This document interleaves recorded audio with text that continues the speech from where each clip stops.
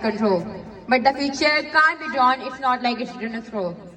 Good afternoon, respected judges, worthy opponents, and esteemed audience.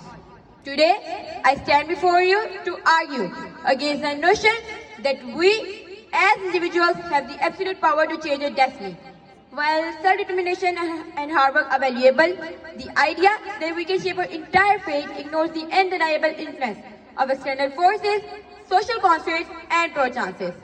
As the philosopher Albert Einstein once remarked, I am a determinist. As such, I do not believe in the free will. This belief underscores the idea that many aspects of our life are beyond our control. Man proposes, but God disposes, as the saying goes. This age-old adage suggests the profound truth.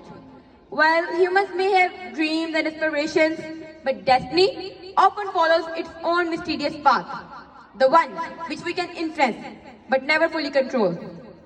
In debating against the notion that we can make our destiny, we examine the powerful forces, biological, social, and unpredictable.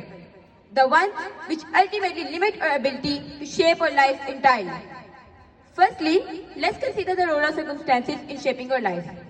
Can a child born into extreme poverty with limited access to education, healthcare, and resources can simply make a successful future? By sheer willpower, research consistently shows that socioeconomic factors, family environment, and access to opportunities play a decisive role in shaping one's future. If destiny was solely determined by individual effort, why would so many capable and ambitious individuals still face insurmountable barriers? Indeed, no amount of self-belief can change the fact that some are born with immense privilege while others struggle against all odds. Albert Einstein famously said, "We can't solve the problem by using the same kind of thinking we used when we created them." Secondly, unpredictable events and randomness are the fundamental aspects of our life.